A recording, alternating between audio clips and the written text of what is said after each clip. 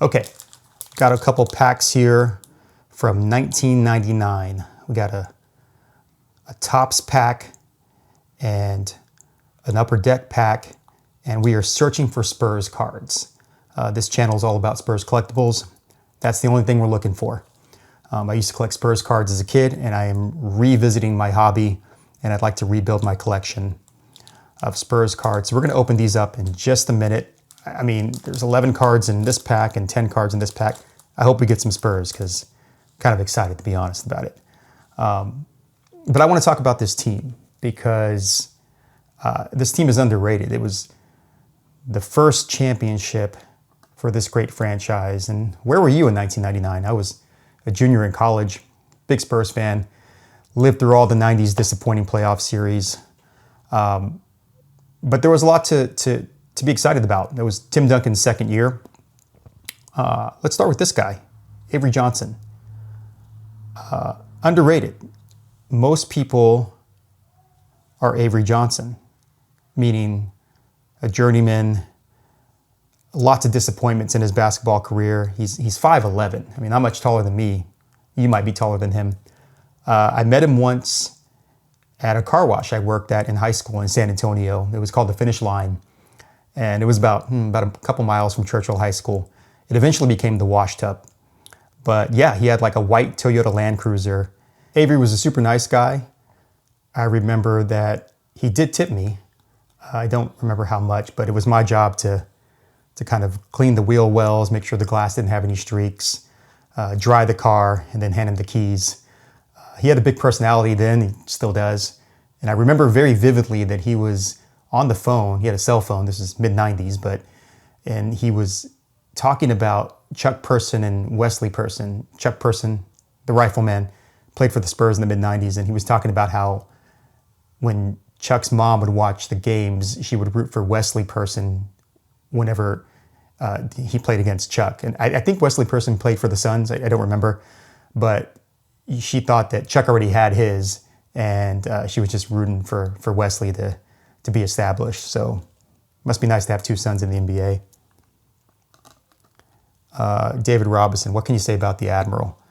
Top 20 player of all time, in my opinion. One of the most generous human beings to ever play in the NBA.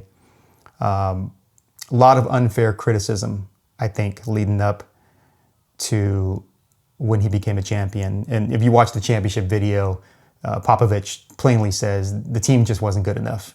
And I think that's true. I mean, you had some good players on the Spurs back in the day. You know, Sean Elliott, Willie Anderson, Terry Cummings, Dennis Rodman eventually, Rocket Rod Strickland. But they didn't have Tim Duncan. And, you know, it showed whenever they would lose against Utah. The Rockets in 95, still can't talk about that. Golden State, Portland, just didn't have good enough players.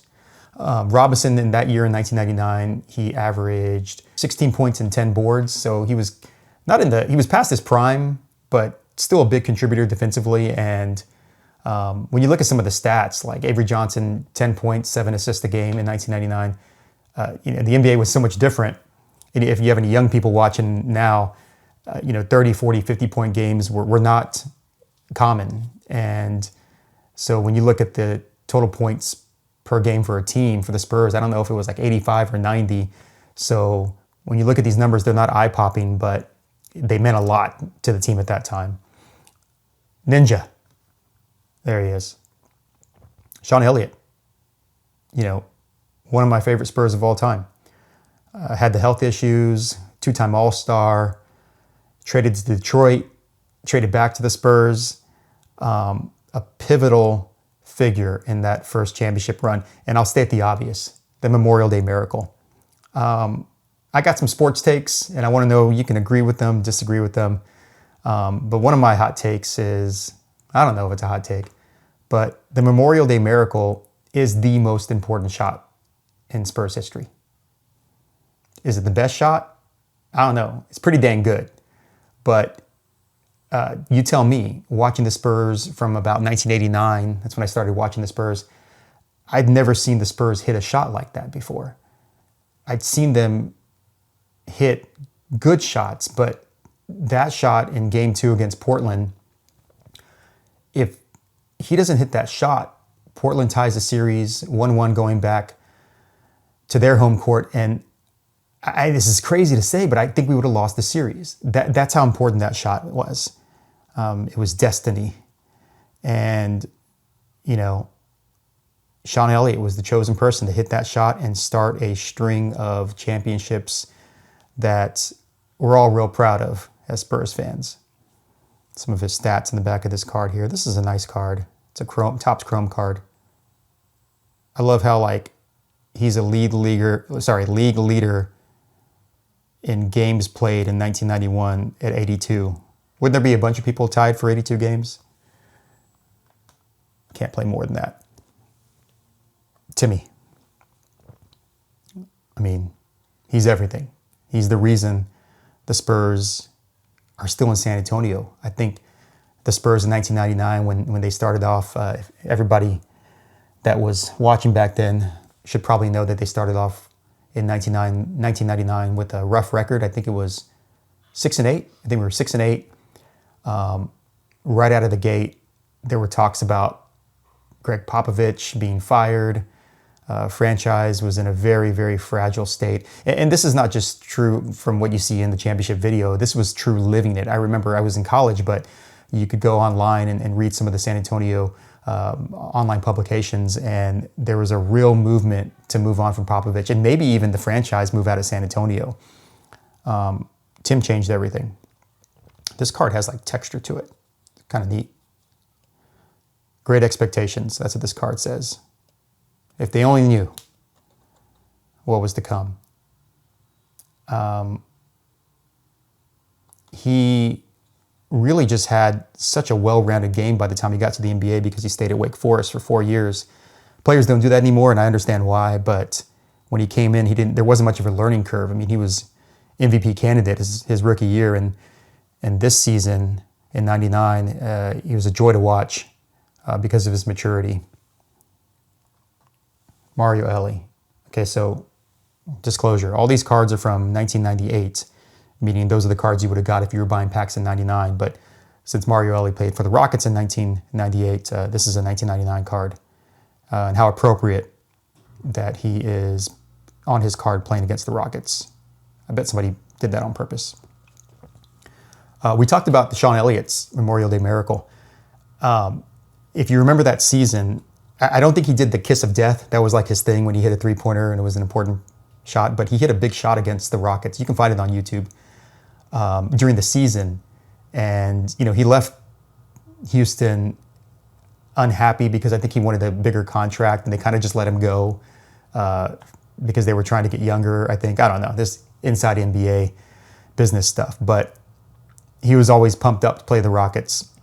And he hit that three in the last few seconds to win the game against the Rockets in the regular season. And he kind of looked at the bench, and you can see Barkley and Olajuwon kind of, hanging their heads because they knew, don't make eye contact with this guy. He's a stone cold killer. And he brought a lot of toughness to that 99 team, that toughness that people didn't always see from the San Antonio Spurs. They'd always lay an egg when it mattered most. I think about 1995. It still hurts. I'm a middle-aged man, but that series still hurts because I was so sure. I was in high school. I was so sure they were going to win the championship that year. It felt so good. There was almost no way that they weren't going to win, and Michael Jordan had retired.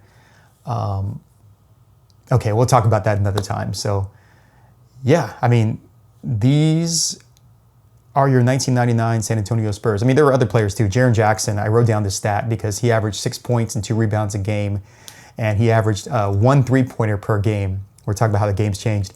And I remember him being as their three-point shooter with Mario Elie. Get JJ in there and he's gonna hit some threes. Looks like he only hit 1 a game, but my memory of it was that he was a sharpshooter. So say what you want. What are your memories about the 1999 season? I really want to know what you think. The main mission on this channel is I just want to collect a bunch of Spurs cards. I want to share that with my sons and tell them stories. And for those of us old heads that are still watching the NBA, it's important to remember your history and who's to say if they would have won a championship if they didn't get it in '99. But I don't know. I think it's just as important, if not the most important championship. And I will die on this hill. What I'm about to say, I will die on this hill. Had Michael Jordan stayed one more year in Chicago, the Spurs would have beat him. They were on too much of a run. I think they went 15-2 in the playoffs. They were on a tear, and nobody was going to stop them. You know, the Bulls wouldn't have matched up as nicely against the Spurs because of the Twin Towers, but I get it. I mean, I think Jordan's the GOAT. To me, there's no argument. And I got silver and black bias, of course, but the Spurs would have beat the Bulls in 1999 in the NBA Finals. It would have been a good changing of the guard. But that's not how it turned out. So we'll just have to live with how it turned out, which is pretty good for us. Let's open these packs. Let's see what we got here. I'm excited to see if we get any Spurs. Oh, gosh. Hold on, just making sure. All right, a little production thing there. For a minute, I thought I didn't hit record my mic. It's my first video, so. All right, let's do it. Let's open the tops. Let's see if we get any Spurs.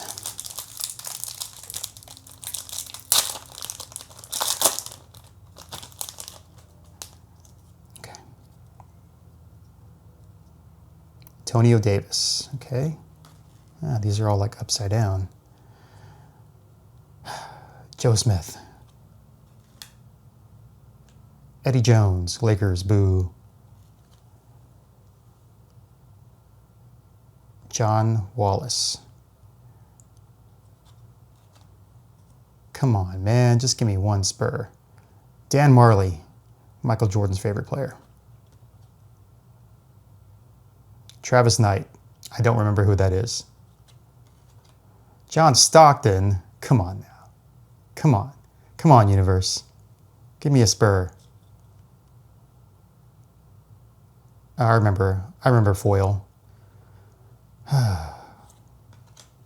What's up with the Jazz here, man? Jock Vaughn. Anthony Mason. Dennis Rodman looming large in the background. Patrick Ewing. Well, no Spurs in that pack, but we got one more pack here. We're going to open. This one has Jordan on the front, upper deck. This pack was $1.29 when it was brand new. I paid more for it on eBay than that. I mean, the odds are we're going to get a Spur, right? I want that feeling. I want to see it. Okay, we got a Michael Jordan. I mean, that's good. We'll put that one aside and as a notable card, a notable non-Spur. Jason Kidd. Ooh, these cards are a little stuck. I guess that's what happens after 30 years. 2 Jason Kidds? Come on now. Just give me a Spur. These cards are packed strangely. They're like stuck and backwards. All right, AI. Great player. Rasheed Wallace. Mr. Technical Foul himself. Dana Barros, the Celtics. I remember these guys. And this is peak NBA watching time for me. I had a lot more free time back then. Kenny Anderson. Antonio McDyess. He would eventually play for the Spurs. Larry Johnson. Not looking good, fellas. Not looking good. What's this? Draw your own card. All right. Get a blank white 8.5 by 11 piece of paper. Create your own version of a 1999 Upper Deck Choice basketball card. Name, address, age group, signature. Okay. What do you think would happen if I sent this in? Oh gosh. They should have to honor this. Whatever this contest is. Okay, I don't have time to read all those details. one more card here. Allen Houston, Larry Johnson. We beat these guys in 99. Come on, universe. Okay. Well, I'm still happy I had a chance to talk about the Spurs. Tell me what you think about that 1999 season. Do you think they would have beat the Bulls? Who's your favorite player from the 1999 season? This is an important group of guys here, and I just want to make sure that we remember them. And yeah, go Spurs, go. Thanks a lot, everybody, for watching. Appreciate it.